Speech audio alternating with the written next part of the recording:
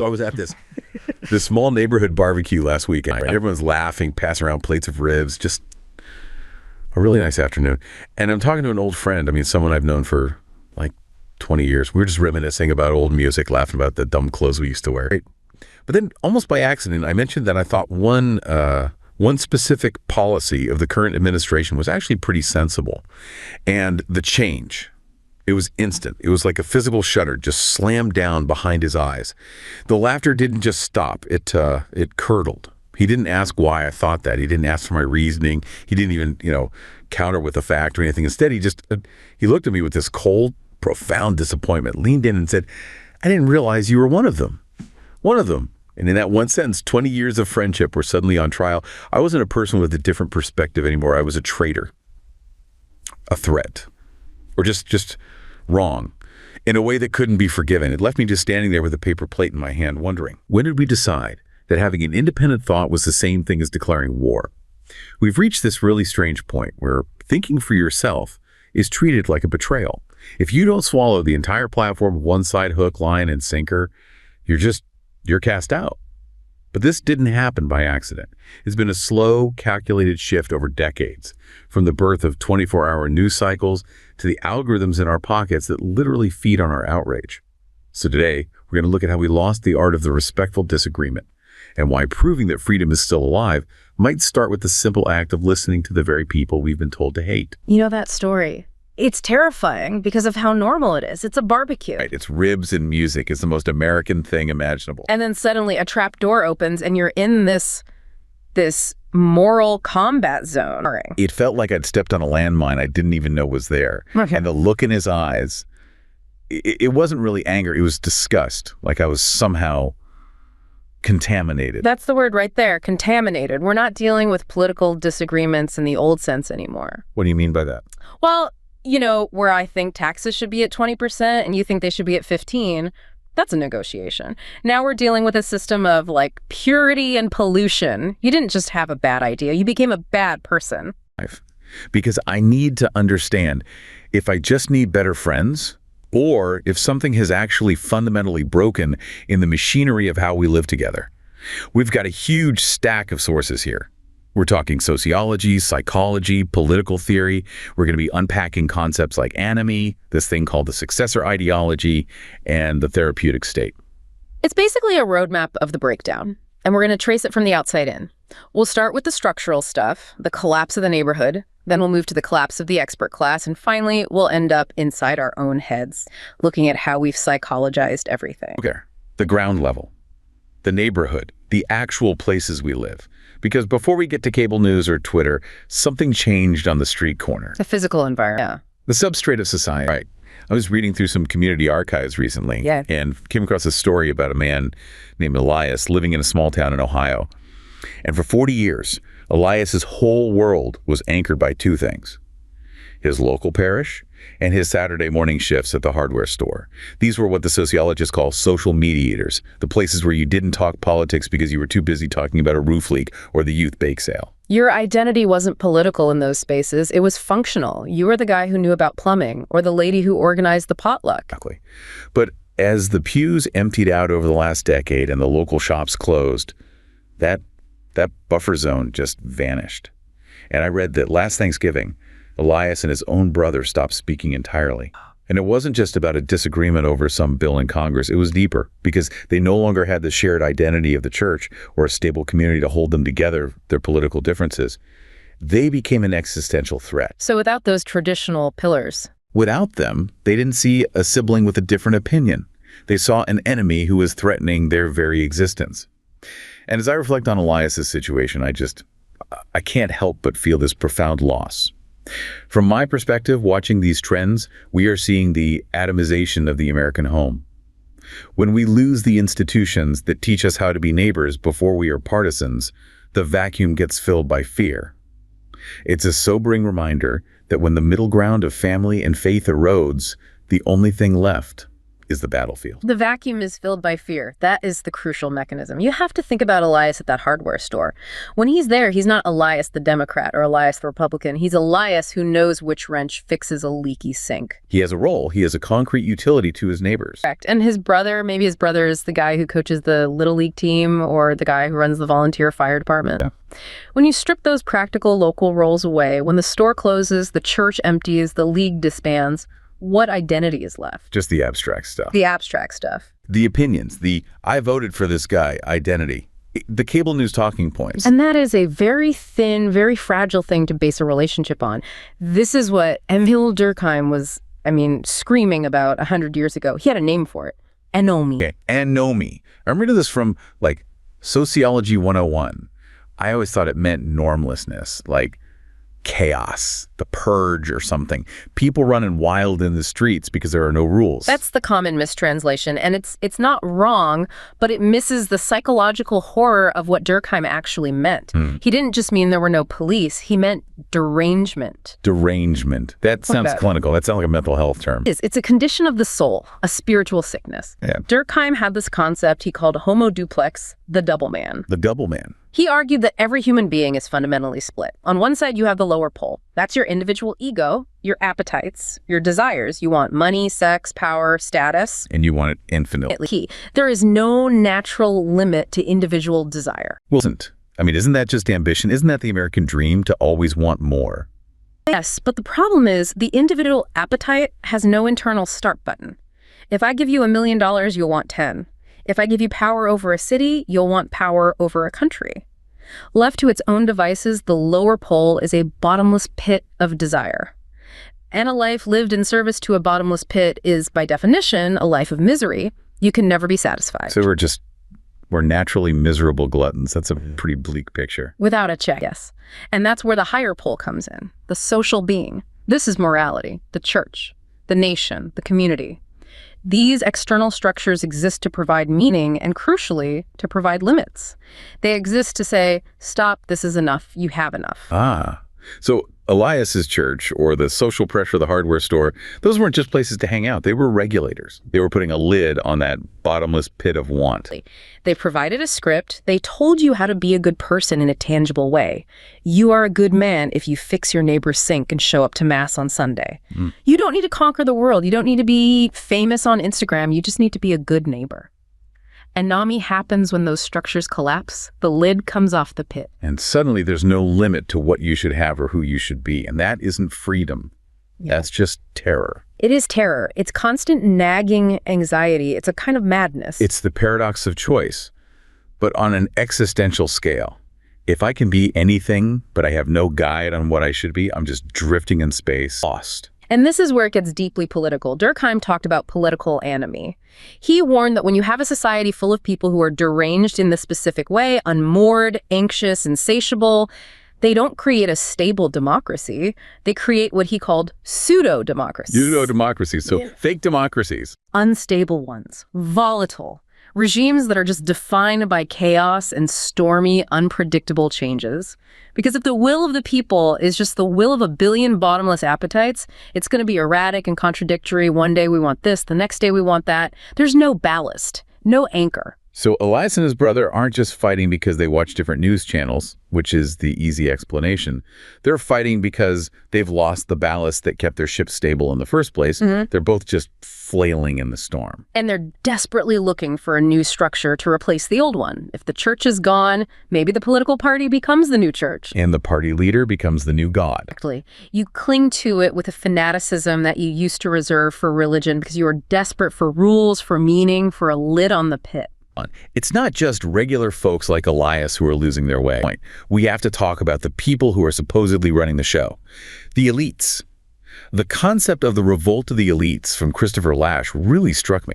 Because we always hear about the revolt of the masses, the angry mob with pitchforks storming the gates. Lasch says, no, the problem is the guys inside the gates. They're the ones who revolted. Lasch was prophetic. He was writing this decades ago, and he absolutely nailed it. He saw that the new aristocracy, the professional class, people in tech, finance, media, academia, they have effectively seceded from the nation. Seceded? You mean they've moved to New Zealand or bought bunkers? Some have, but he meant culturally seceded. Mentally, their loyalties have shifted. If you're a high-level software engineer in San Francisco, you probably have more in common culturally and professionally with a software engineer in Berlin or Tokyo than you do with Elias in Ohio. True. Your loyalty is to your profession, to your international network, not to your zip code. We move for jobs, we live online. The physical neighbor is just a random person who happens to live next door. There's no inherent bond. And Lasch argues this withdrawal has real consequences, right? It's not just a thought experiment. Massive consequences. The elites stopped using the common institutions. They send their kids to private schools. They live in gated communities or highly curated, expensive urban neighborhoods. They don't rely on the public park or the public library or the public school. So they literally have no skin in the game when it comes to the common good. They have no common life. And when you don't share a life with someone, you stop understanding them. And eventually, you stop respecting them. Lasch called it the segregation of classes. And it leads directly to a contempt for manual labor, a contempt for tradition, a contempt for the unenlightened masses who live in flyover country. Which explains my barbecue experience perfectly. My friend looked at me like I was one of them. Because in his world, in his elite bubble, the people with the wrong political views, are aliens. They aren't real people you bump into at the grocery store. Exactly. And this brings us right to this concept of mediating structures. The sociologists Peter Berger and Richard Neuhaus wrote a famous book about this. These are the buffer zones. The buffer between me and the government, or me and the big corporations. Between the lone atomized individual and the mega institutions. There are things like families, neighborhoods, churches, unions, voluntary associations. The Elks Lodge, the Rotary Club. Look, humans have a biological limit. It's called Dunbar's number. Right, the idea that we can only really maintain about 150 stable relationships. Yeah, you cannot have a meaningful relationship with the United States of America. It's too big. It's an abstraction. You need a village. You are wired for a village. But we've replaced the village with Twitter, which is like a village of 300 million people all screaming at each other at once. Which is why it feels psychotic. It's inhuman in scale. We need human scale association. And there's this great metric that proves it called the Neighborhood Amenities Index. It sounds dry, but it's actually the secret to happiness. What does it measure? It measures third places. Places that aren't work and aren't home. Exactly. Libraries, coffee shops, pubs, parks, community centers. Places where you physically exist with other people, often without a specific agenda. And the data is crystal clear. People in high amenity neighborhoods are happier. They are far more trusting. They are twice as likely to say their neighbors would help them in a crisis. Because they've seen it happen. They've had those small, positive interactions. Trust is physical-bodied. It's built by thousands of tiny interactions over time. Holding a door, returning a lost wallet, chatting in line at the coffee shop. When those structures and places disappear, when the town hollows out and the only place to meet is online, trust evaporates. And without trust, you can't have a disagreement. You can only have a war. So, one, we've lost the neighborhood. We've lost that common ground. So we've lost the ability to see each other as fully human. That leaves us adrift, looking for guidance from somewhere else. And usually, that would be the experts, the smart people, the people who are supposed to know the facts. But that bridge has completely collapsed, too. Two, the crisis of expertise. And I found a story that really illustrates the painful cost of this crisis. I saw a fascinating long-form post online about a woman named Dr. Eris. She's a senior researcher at a prestigious East Coast institute. For years, her whole world operated under the meritocratic standard. You know, the simple idea that the best data wins, regardless of the political fallout. It's scientific method, basically. It's a scientific method. But as legacy media and academic boards began to prioritize tribal loyalty over objective reporting, Dr. Eris found herself in this quiet kind of exile. I read that she was pressured to bury a study because the results didn't align with the current cultural climate. So the facts were inconvenient. The facts were inconvenient. And when she refused, she wasn't fired, not outright. That would be too messy. Instead, she was scrubbed from the panels, taken off the keynote lists. She described it as a slow ghosting by the very institution she spent 30 years of her life building. Oof, the slow ghosting. That is such a specific modern form of punishment. It's not the gulag, it's just engineered irrelevance. It's terrifying because it's so quiet. But who is Dr. Eris in this scenario? I mean, structurally, she's not a political radical. She's a data nerd. She just wants to follow the numbers. She represents what observers like Scott Alexander and Anatoly Karlin call the gray tribe. Okay, color code this for me. We all know the blue tribe, progressive, urban, focused on cultural change. And we know the red tribe, conservative, more rural, focused on tradition. Who are the gray tribe? The gray tribe are the people who don't fit neatly into either camp. They're the libertarians, the rationalists, the tech optimists, the data scientists. They are the people who care more about whether a statement is factually true than whether it is morally useful to a cause. The people who actually read the terms and conditions. Yes, they obsess over competency. They want systems that work, planes that fly, medicines that cure. But here's the problem. In a holy war, neither the red tribe nor the blue tribe really cares about truth in the abstract. They care about winning. They care about their narrative. So the gray tribe is like the referee who keeps calling fouls on both teams, and eventually both teams just decide to beat them up together. And you can see it happening. Look at the New York Times. It's nicknamed the Gray Lady. You'd think that would be the home of the gray tribe. But the sources we looked at point out that legacy media has actually turned on this group.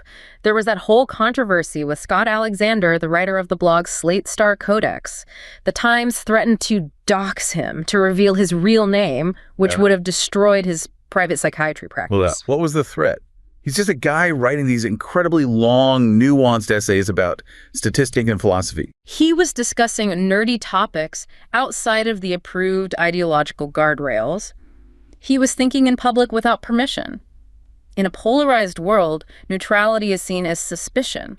Competence without explicit loyalty is seen as a threat. So we're seeing this brain drain. The phrase in the text that stuck with me was, "No country for the gray tribesmen."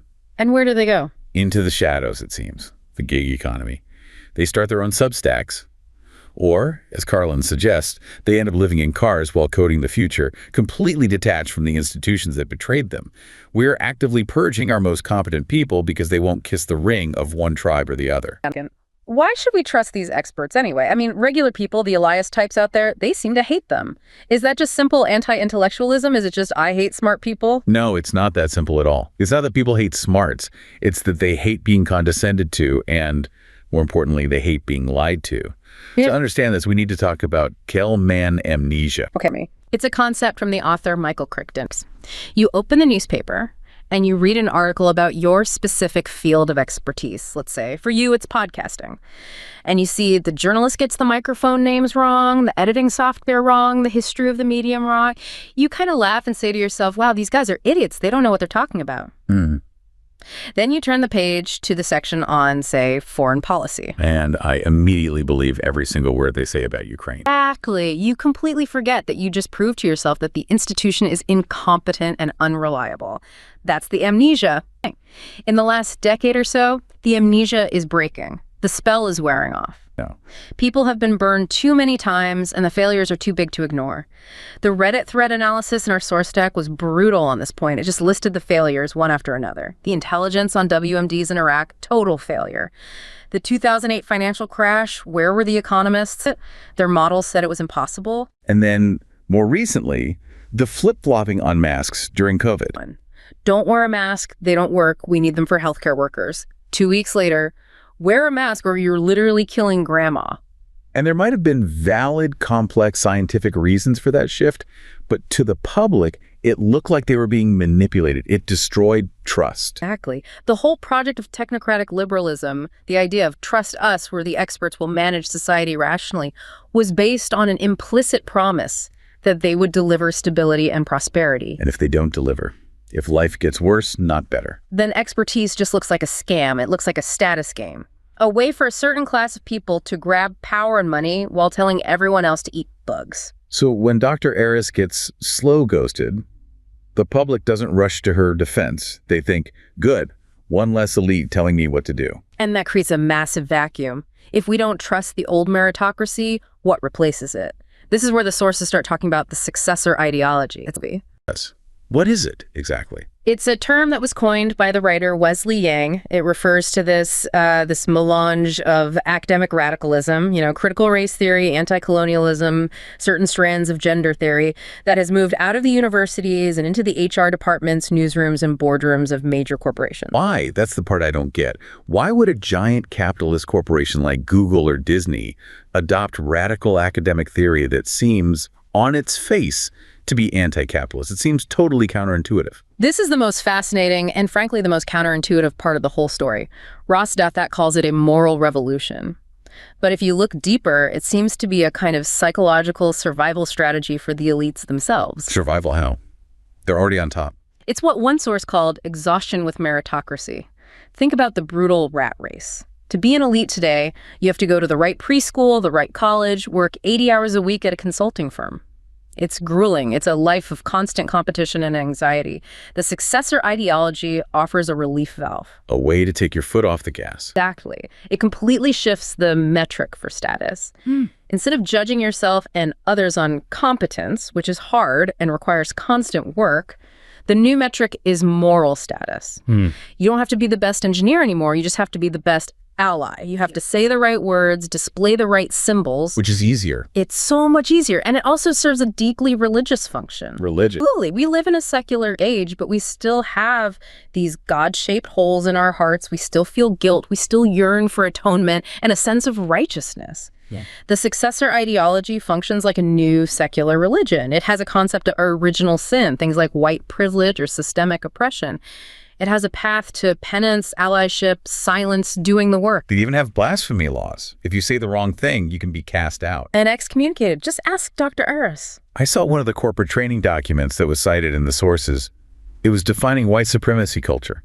And the list of toxic traits included things like perfectionism, a sense of urgency, and worship of the written word. That worship of the written word. That's my entire job. If you are a scientist, a journalist, a lawyer, a coder, your entire professional life is based on perfectionism, urgency, and the written word. Your entire standard of value is accuracy. So under this new framework, just doing your job well suddenly makes you a bad person.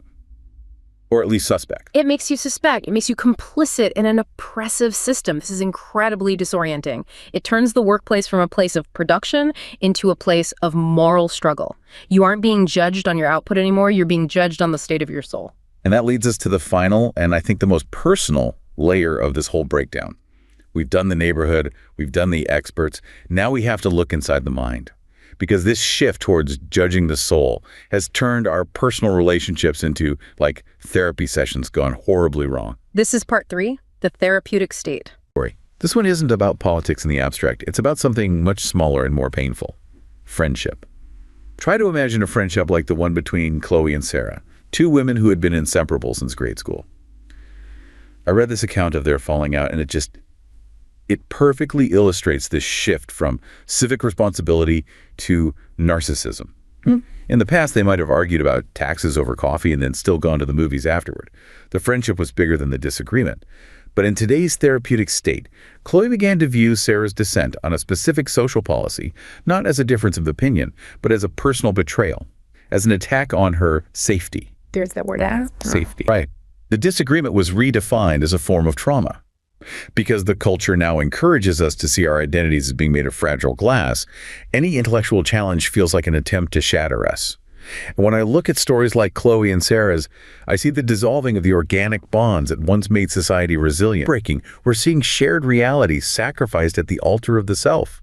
And look, it is important to validate people's feelings and lived experiences. But we have to be careful when we allow feeling safe to completely replace being open.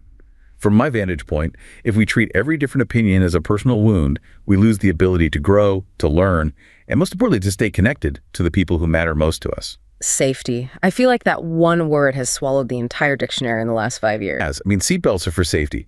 Hard hats on a construction site are for safety. Hearing someone say, I disagree with you on healthcare policy, is that really a safety issue? In the therapeutic state, yes, it is. This is a profound shift that sociologists like James Nolan have identified. We've moved from what he calls a theocratic state, where the ultimate evil was sin and the language was theology, to a therapeutic state, where the ultimate evil is sickness or trauma, and the language is medicine. So we don't say someone is wrong or immoral anymore. We say they are. What? Sick, phobic, pathological. We have pathologized disagreement. If you disagree with the new consensus, you aren't just mistaken, you have a phobia, you are sick. And if someone is sick, you don't argue with them, you treat them, or you quarantine them to protect others from the disease.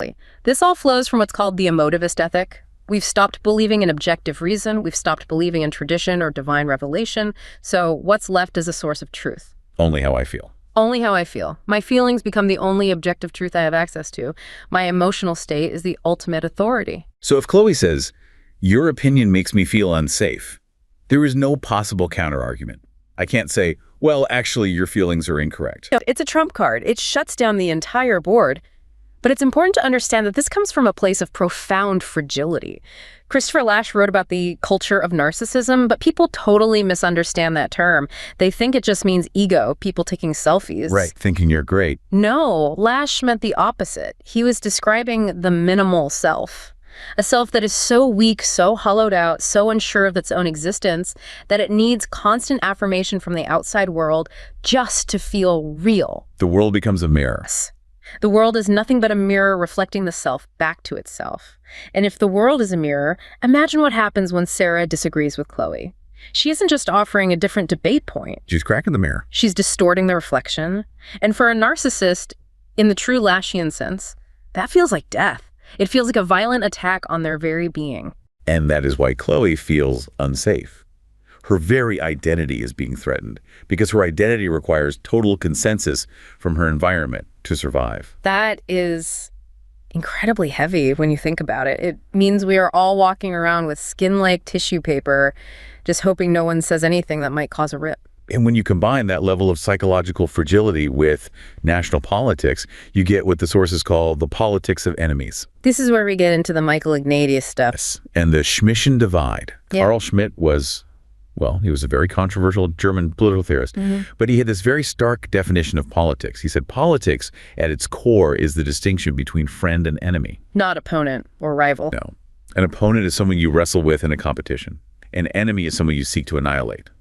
Metaphorically. Really. But the language we use suggests otherwise. Ignatieff points out that we have moved to a denial of standing. We don't say, I disagree with your tax plan and here's why. We say, you are a traitor. You are a racist. You are a groomer. You are a threat to democracy. You have no right to even speak in this debate. We try to get them fired. We try to deplatform them. We try to erase them from the public square. And Ignatieff has this beautiful but also haunting definition of democracy. He says democracy isn't about finding the truth. It's not about creating a perfect utopia. Democracy is a machine for converting violence into politics. Converting violence into politics. Humans are tribal. We are violent. Left to our own devices, we form groups and we want to kill the other group. That's a very dark but arguably true part of our history. Democracy is the amazing, fragile invention where we say, okay, instead of shooting each other, we will all agree to shout at each other in a big room called a parliament. We will count votes instead of counting bodies. It's a pressure valve, a way to manage conflict without bloodshed. It is a substitute for civil war. But, and here is the incredible danger we are in, when we start using war metaphors in our politics, when we treat our neighbors as existential threats, when we say things like silence is violence or speech is violence, we are breaking the machine. We are reversing the conversion. We are turning politics back into violence. Exactly. If you treat your political opponent like a war criminal, eventually the war becomes real. And the internet, well, the internet is just a massive accelerant for this whole process. Ignatieff talks about digital disinhibition. Anonymity allows us to behave like, in his words, dogs in a sewer of invective. You would never, ever say the things you type on Twitter to Elias's face at the hardware store. Never. Because at the hardware store, he's a human being standing in front of you, but on the screen, he's just an avatar of the enemy. So let's just zoom out for a second. We've seen the loss of the physical community, which leads to this state of enemy. Right. We've seen the collapse of trust in experts and the rise of this new quasi-religious successor ideology to fill the void. And we've seen the internal fragility of the self, this therapeutic mindset where disagreement feels like actual violence. Each part reinforces the others. And it didn't happen overnight. It's worth just quickly putting this on a timeline so we can see the slope we've been sliding down. Sure. Let's start in the 80s and 90s. That's the birth of the 24-hour news cycle, CNN, and then Fox News later on. And suddenly they needed content 24/7.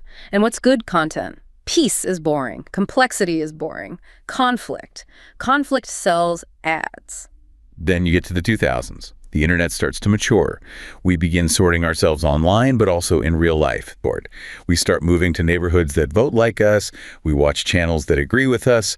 We unfriend people with different views. Then 2008, two huge things happen. The financial crash absolutely destroys whatever remaining faith people had in the experts. And at the same time, the smartphone goes into everyone's pocket. And the social media algorithms figure out the most powerful, most addictive drug in human history is outrage. And then you just layer the crises on top of that foundation. 9/11, the crash, COVID.